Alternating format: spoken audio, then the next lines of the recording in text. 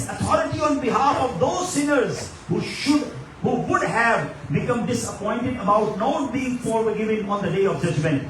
The beloved and blessed Rasul alayhi salatu wasalam has stated his own glory on the day of judgment. First of all, I will come out from my luminous shrine. When people will come in the form of groups, I will be their leader. When they will become silent due to the horror of the day of judgment, I will be their khatib. When they will be stopped, I will be their intercessor. When they will become hopeless, then I will be the one who will give them the good news. I have sublimity and grandeur and the keys of all the treasure of Allah subhanahu wa ta'ala in my hands that day, and among the offspring of Sayyidina Adam alayhi salatu salam, I will be the noblest one in the sight of Allah azza wa jal, and 1,000 servants will be around me. Nabi Pak نے خود اپنا مقام بیان فرمایا کہ قیامت کے دن میرا یہ مرتبہ ہوگا. مگر اللہ اکبر، رب کی بارگاہ میں آپ بھی آنسو بہا رہے ہیں، آپ بھی اللہ کے شکر گزار بندے بن رہے ہیں. تو بتائیے مجھے اور آپ کو پھر اللہ کی بارگاہ میں کیسے عبادت کرنی ہے، ہمیں اپنی آخرت کی فکر کیسے کرنی ہے. مگر آج ہمارا حال کیا ہے؟ بڑی تعداد میں آج یوتھ آئی ہے، بہت اچھی تعداد میں آج ینگسٹر آئے ہیں، لیکن پرابلم یہ ہے کہ جب ہم ینگ ہوتے ہیں تو شیطان حملے بھی بہت کرتا ہے، نفس و شیطان وار بھی بہت کرتا ہے، اور جناب جی چاہتا ہے کہ دنیا کی لگژری میں لائف گزاریں. ینگسٹر کہتا ہے جناب ابھی تو مزے کرنے کے دن ہیں، ابھی تو انجوائے کے دن ہیں، میں بھی آخری وقت میں اللہ اللہ کر لوں گا، میں بھی جناب بوڑھا ہوں گا تو نمازیں پڑھ لوں گا. مگر my dear Islamic brothers, nobody of us have guarantee to live as old age. ہمیں نہیں پتا کہ ہم بڑھاپے تک زندہ بھی رہیں گے کہ نہیں. ہمیں اسی جوانی کو غنیمت جاننا ہے. آپ کو پتا ہے there are 5 questions will be asked on the day of judgment to everybody. قیامت کے دن 5 سوال کیے جائیں گے، اور ان سوالوں میں ایک سوال یہ بھی ہوگا کہ جناب جوانی کیسے گزاری، اس الگ سے سوال ہوگا. آئیے وہ جو 5 کوشچن ہیں وہ ذرا غور سے سن لیں کہ احادیث میں ہمیں یہ مضمون ملتا ہے. Number 1، in which activities was the life spent؟ عمر کیسے گزاری. Number 2، in which activities was the youth spent؟ زندگی کا سوال ہو چکا تھا. دوسرا سوال ہوگا جوانی کیسے گزاری. تیسرا سوال from where was the wealth earned؟ مال کدھر سے کمایا. The 4th question will be on the day of judgment, where was it spent؟ خرچ کدھر کیا. And number 5th question, to what extent did you act upon your knowledge؟ اپنے علم پر کتنا عمل کیا. آج تو مزے کر رہے ہیں مگر اس دن ایک قدم نہیں اٹھا سکیں گے جب تک ان 5 questions کا جواب نہ دے. اسٹوڈنٹ ہے نا، پیپر کی بڑی فکر ہوتی ہے، ایگزام کی بڑی فکر ہوتی ہے، کون سے سوال آئیں گے پتہ نہیں ہے. یہ ایسا ایگزام ہے جس کی کوشچن پیپر آؤٹ ہے، پہلے سے پتہ ہے کون سے 5 سوال ہوں گے، تیاری کرنی ہے صرف. غور کیجیے، جوانی اس لیے نہیں ملی کہ ہم اللہ کی نافرمانی کریں، اور پھر جو روزی کما رہے ہیں یہ بھی چیک کرنا ہوگا. مجھے کل ایک بھائی سوال کر رہے تھے کہ جناب یہاں پر اسٹوڈنٹ آتے ہیں جاب ڈھونڈتے ہیں، مگر جاب ڈھونڈنے میں یہ نہیں دیکھتے کہ حلال کما رہے ہیں یا حرام کما رہے ہیں. پیسے چاہیے. کیا مسلمان شراب بیچے گا؟ کیا مسلمان شراب کی ڈیلیوری کرے گا؟ کیا مسلمان خنزیر کا گوشت پہنچائے گا کسی کو؟ مرنا نہیں ہے. اللہ کو جواب نہیں دینا کہ اس لیے پاکستان انڈیا سے آئے تھے کہ حرام کمائیں گے، اپنے بچوں کو اور اپنی فیملی کو حرام بھجوائیں گے. پیسے تو آ جائیں گے مگر جواب کدھر سے دو گے؟ یہ حرام روزی مروا دے گی، بربادی لائے گی. ہمیں نہیں چاہیے ایسے پیسے. اللہ پر بھروسہ رکھو نا. کدھر گیا تمہارا ایمان؟ لوگ کہتے ہیں یار جاب نہیں ملتی، اگر یہ نہیں کریں گے تو کام کیا کریں گے، خرچہ کیسے پورا ہوگا. آؤ میں آپ کو ایک واقعہ سناتا ہوں. When I was in Italy, it's about 6, 7, 8 years ago. Europe میں گیا اور اسی طرح ایک پروگرام چل رہا تھا، تو وہاں حدیث کے حلال پر بات ہوئی. پروگرام ختم ہوا تو ایک ینگسٹر میرے پاس آیا، اس کی آنکھوں میں آنسو تھے. کہتا یار آپ نے بیان کیا، حرام روزی پر سمجھایا، لیکن مسئلہ یہ کہ میرا اسٹور ہے اور یورپ میں اسٹور میں اگر شراب نہ بیچے نا تو پیسے پورے نہیں ہوتے، میرا کرایہ بھی پورا نہیں ہوگا اگر میں شراب نکال دوں. میرے بچوں کا کیا ہوگا، میری فیملی کا کیا ہوگا. میں نے اس سے ایک کوشچن کیا تھا جو میں آج آپ سب سے کرنا چاہتا ہوں. میں نے اس کو کہا بتاؤ رسک دینے والا کون ہے؟ جواب دو نا، رسک دینے والا کون ہے؟ میں نے کہا تم اللہ کی نافرمانی کر رہے ہو، تمہیں پیسے مل رہے ہیں، تم اللہ کی فرما برداری کرو گے تمہیں اللہ پیسے نہیں دے گا، روزی روک لے گا. وہ رونے لگا. کہتا مجھے بات سمجھ آ گئی، اب میں حرام نہیں بیچوں گا، اب میں شراب نہیں بیچوں گا، اب یقین کریں میں 1.5 سال بعد دوبارہ اٹلی گیا. اچھا میں بھول گیا تھا, لٹرلی میں بھول گیا تھا. وہی نوجوان مجھے ڈھونڈتا ہوا دوبارہ میرے پاس آیا. کہتا آپ کو یاد ہے آج سے 1.5 سال پہلے میں مجھے ملا تھا؟ مجھے یاد آ گیا. میں نے کہا ہاں. کہتا اس دن سے شراب بیچنا چھوڑ دی, اللہ نے میری روزی میں اور برکت ڈالی. اصل میں ہم نا کیلکولیٹر سے چل رہے ہوتے ہیں کہ یار یہ نہیں کروں گا تو یہ کیا ہوگا, یہ نہیں کروں گا تو یہ کم ہو جائیں گے. کیلکولیٹر رحمت الہی کے آگے نہیں چلتا. ہاں اللہ ادھر سے دے گا جدھر سے تمہارا گمان بھی نہیں ہوگا. وہ غیب کے دروازے کھول دے گا. لاجیکلی بات ہے نا یار, روزی دینے والا رب ہے, میں اسے ناراض کر رہا ہوں, روزی مل رہی ہے. میں اسے راضی کروں گا تو روزی کیسے بند ہو جائے گی؟ وہ اللہ غیب کے اور دروازے کھول دے گا. تو ہمیں یقین چاہیے, ہمیں ہمت کرنی ہے. تو آج نیت کرو میرے بھائیوں, حرام روزی کے قریب نہیں جائیں. ہمیں ایک روپیہ $1 بھی حرام کا نہیں چاہیے, کیونکہ یہ پیٹ میں گیا نا تو ساری روحانیت برباد. ایک بار حضرت موسیٰ علیہ نبینا علیہ السلام نے ایک شخص کو دیکھا بہت رو رہا تھا. یا اللہ میری پکار سن لے. اچھا حضرت موسیٰ کلیم اللہ تھے, آپ تو اللہ سے بات کرتے تھے. آپ نے کہا یا اللہ اس بندے کی دعا سن لے, اتنا رو رہا ہے. ارشاد ہوا اے موسیٰ یہ اتنا روئے کہ روتے روتے مر جائے, یہ اتنے ہاتھ اٹھائے کہ اس کے ہاتھ آسمان کو چھو جائیں. اے موسیٰ میں نے اس کی دعا قبول نہیں کرنی. اللہ وجہ کیا ہے؟ اے موسیٰ وجہ یہ ہے جو یہ کھاتا ہے وہ حرام ہے, جو یہ پہنتا ہے وہ حرام. اب میں حرام بھی کماؤں اور نمازیں بھی پڑھوں, حرام بھی کماؤں رو رو کے دعائیں کروں, نہیں ہونی قبول. ہم کہتے ہیں پرابلم دور نہیں ہو رہی ہے, بیماریاں دور نہیں ہو رہی ہیں, چیک فوری طور پہ چیک کرو حرام تو نہیں کما رہے. اچھا بعض اوقات ہمارا سارا حرام نہیں ہوتا, تھوڑا بہت کہیں سے جھوٹ بول کر, بےمانی کر کے, ملاوٹ کر کے, ڈنڈی مار کے, ہیں تھوڑا بہت ہم حرام ملاتے ہیں. لوگ کہتے ہیں تھوڑا ہی گڑبڑ کرتا ہوں نا. نہیں, میں آپ سے سوال کرتا ہوں, ایک پورا جگ لے آئے دودھ کا, 2 قطرے پیشاب کے ڈال دیں, آپ پیئیں گے دودھ؟ بھائی سارا تو دودھ ہی ہے, پی لو یار. 2 ہی قطرے تو گندے. آپ کہیں گے مولانا صاحب وہ 2 قطرے نے پورا جگ ہی خراب کر دیا.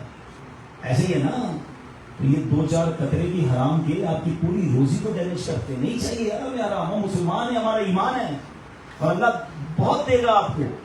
آپ ایک بار چھوڑ کے تو دیکھو نا, ہمت تو کرو. ہاں انشاءاللہ غیب سے آئے گا, لیکن ہمیں حرام کے قریب نہیں جانا ہے. وہ جملہ بچپن سے سنا ہے نا, دانے دانے پہ لکھا ہے. ہاں آپ کا رشتہ آپ کو مل کے رہے گا. جملہ سیکھ جاؤ آج. جو میرے نصیب میں ہے نا وہ مجھ سے کچھ چھین نہیں سکتا, اور جو میرے نصیب میں نہیں وہ مجھے کوئی دے نہیں سکتا. جو نصیب پہ وہ تو ملنا ہی ہے. تھوڑا انتظار کرو, حلال لکھا ہے اللہ نے. ہم جلدی کر کے حرام کماتے ہوتے نہیں پیسے, بلکہ اس سے اچھے پیسے حلال کے رکھے ہوئے آپ کے لیے, مگر آپ کو جلدی جانا ہے, شارٹ کٹ مارنا ہے, ویسے نہیں ہوگا. تو انشاءاللہ نبی پاک کی سیرت سے آج سنا ہے نا, محبت کرنی ہے نبی پاک سے تو فقط حلال کمانا ہے انشاءاللہ. اچھا آپ میں سے کون چاہتے ہیں اس کی ساری دعائیں قبول ہوں؟ مستجاب الدعوات. مستجاب الدعوات کس کو کہتے ہیں؟ جس کی 2 دعا مانگے قبول ہو جائے. بننا چاہتے ہو نا؟ حضرت سعد بن ابی وقاص, one of the amazing صحابی رسول. He was with the Ashra Mubashshara. He is one of Ashra Mubashshara. Who ہوا تھا Ashra Mubashshara؟ وہ 10 صحابہ جن کو نبی پاک نے ان کی زندگی میں جنت کی بشارت عطا فرمائی. اعلیٰ حضرت کہتے ہیں نا وہ 10 جن کو جنت کا مشتاق ملا, اس مبارک جماعت پہ لاکھوں سلام. حضرت سعد بن ابی وقاص one of them. بڑا کمال کا کوشچن کیا. صحابہ کمال تھا, یقین کرو, بڑا دل سے پیار ہے میں صحابہ سے. ہر صحابی نبی صحابہ کمال شخصیت. سوال سنو, عرض کرتے حضور میں مستجاب الدعوات بننا چاہتا ہوں, فارمولہ بتا دیں. اچھا نبی پاک نے کوئی لمبی لسٹ نہیں بتائی ہے, سال اتنی تلاوت کرو, اتنے روزے رکھو, اتنی راتیں جاگو, نفل پڑھو, پھر جا کے مستجاب الدعوات بنو. One liner answer. Look at the answer of رسول پاک علیہ السلام. ہی سیڈ او سعد اپنی غذا پاکیزہ کر لو تو مستجاب الدعوات ہو جائے. اپنے بائٹس کو, اپنے مورسلز کو, اپنی فوڈ کو, اپنی غذا کو پیور کر لو, حرام نہیں, پاکیزہ, تمہاری دعائیں قبول ہونا شروع ہو جائیں گی. بس دیٹ از دا فارمولا. پاک کھانا کھانا, حلال کھانا, حلال غذا کھانا, اپنے بچوں کو بھی حلال کھلانا, انشاءاللہ آپ دیکھیں. اچھا میں کہتا ہوں پیسے بہت ہیں, دعائیں قبول نہیں ہو رہی, اور ایک بندہ اس کے پیسے تھوڑے, حلال کے ساری دعائیں قبول ہو رہی ہے. کامیاب کون ہے؟ بیمار ہوگا دعا کرے گا, اللہ دعا ختم, بیماری دور کر دے گا. یا اللہ قرضے میں ہوں, دعا کرے گا, اللہ قرضہ دور کر دے گا. ہے مستجاب الدعوات. ایک بندہ ہوا جس کے پیسے بہت ہیں، دعا ایک قبول نہیں ہو رہی کیونکہ حرام کھا رہا ہے، تو پرابلم میں تو وہی رہے گا. تو حلال روزی والے کے مزے ہیں، لائف بڑی انجوائے کرتا ہے، بڑی پرسکون لائف ہوتی ہے. تو نیت کرتے ہیں انشاءاللہ فقط حلال کمائیں گے انشاءاللہ. اچھا یہ جو جوانی ہے نا، جیسے آپ نے سنا کہ قیامت میں سیپریٹ کوسچن ہوگا، اس سے آپ کو امپورٹنس پتا چل رہی کہ یوتھ کیسے گزاری. اور تو جوانی کی عبادت کرتا ہے نا، آئے ہائے. سنیے نبی پاک علیہ السلام said, a young man who gives up the pleasure and luxuries of the world and advances towards the obedience of Allah Azza wa Jal in his youth, then Allah Azza wa Jal will grant him the reward equivalent to 72 Siddiqeen. اللہ اس نوجوان کو جو اپنی جوانی عبادت میں گزارے 72 صدیقین کا ثواب عطا فرمائے. اچھا کوئی جوان بھی ہو اور خوبصورت بھی ہو، ہینڈسم بھی ہو. اب تو گناہ اور ہوتے ہیں نا، یار یہ تو جوان بھی ہے اور خوبصورت بھی ہے، اب اس کی طرف گناہ بھی بہت متوجہ ہوتے ہیں، یہ خود بھی گناہ کی طرف زیادہ جاتا ہے. لیکن کوئی ایسا نوجوان جو خوبصورت بھی ہو، جوان بھی ہو، اور پھر اپنی خوبصورتی اور جوانی کو گناہوں میں نہیں اللہ کی عبادت میں لگائے، تو آپ کو پتا اس کو کیا ریوارڈ ملتا ہے. سنیے حدیث بات. نبی پاک صلی اللہ علیہ وسلم said, undoubtedly Allah Azza wa Jal loves most than beautiful young man amongst his creation who spend his youth and beauty in worshipping Allah subhanahu wa ta'ala, taking pride in him in the front of the angels. Allah Azza wa Jal says he is my real born man. اللہ فرشتوں کے سامنے فخر فرماتا ہے کہ یہ میرا حقیقی بندہ ہے. اللہ کرے کہ گناہ نہیں، ہم اپنی جوانی کو عبادت میں صرف کریں. جوانی میں دیکھیں آدھا سلامت ہے نا، آپ عبادت کر سکتے ہیں، آپ دین کی خدمت کر سکتے ہیں، آپ بھاگ دوڑ کر سکتے ہیں. آپ ملے بزرگوں سے، وہ کہتے ہیں یار میں اب تو دین کا کام کرنا چاہتا ہوں، پیروں میں طاقت ہی نہیں ہے. اب میں تراویح پڑھنا چاہتا ہوں تو کھڑے ہی نہیں ہو سکتا. اب شوگر ہو گئی تو بلڈ پریشر. بڑھاپے میں عبادت کا جی چاہتا بھی ہے تو ہمت نہیں ہوتی ہے. تو جوانی میں خوب عبادت کر لو اس سے پہلے کہ بڑھاپا آ جائے. مفتی اعظم ہند مصطفیٰ رضا خان صاحب نوری کمال کی بات لکھتے ہیں نا، فرماتے ہیں عبادت کے یہی دن ہیں، بڑھاپے میں کہاں ہمت. ریاضت کے یہی دن ہیں، بڑھاپے میں کہاں ہمت. جو کچھ کرنا ہے اب کر لو، ابھی نوری جمع تم ہو. جمع ہو تو کرو نا عبادت. ایک بزرگ کے بارے میں آتا ہے 100 سال عمر کی، کسی نے دیکھا دانت پرفیکٹ، پورے دانت، آئی سائٹ زبردست، لسننگ پاور اوکے، پیروں میں طاقت زبردست، بالکل باڈی فٹ جوان کی طرح. اس لیے کہ 100 years old, everything is fit. How it's possible? وہ کہتے ہیں بات یہ ہے کہ میں نے اپنے پارٹ آف دا باڈی کو اپنی یوتھ ینگ ایج میں نے اللہ کی ڈس اوبیڈینس میں نہیں لگایا، میں نے اللہ کی نافرمانی میں باڈی یوز نہیں کی. اللہ نے میرے بڑھاپے میں میرے پارٹس آف باڈی سلامت کر دی. اگر آپ چاہتے ہو آپ کا بڑھاپا اچھا رہے نا، جوانی میں گناہ نہ کرنا. جوانی میں اپنے آپ کو گناہ سے بچا لو، اللہ آپ کی صحت میں خوب برکت ڈال دے گا، آپ بڑھاپے میں بھی صحت مند رہو گے. بہرحال آج میں نے بہت ساری باتیں عرض کی آپ سے کہ محبت کرنی ہے اللہ کے حبیب سے کرنی ہے. ان جیسا خوبصورت کوئی نہیں، ان جیسا پیارا کوئی نہیں، ان جیسا مہربان کوئی نہیں.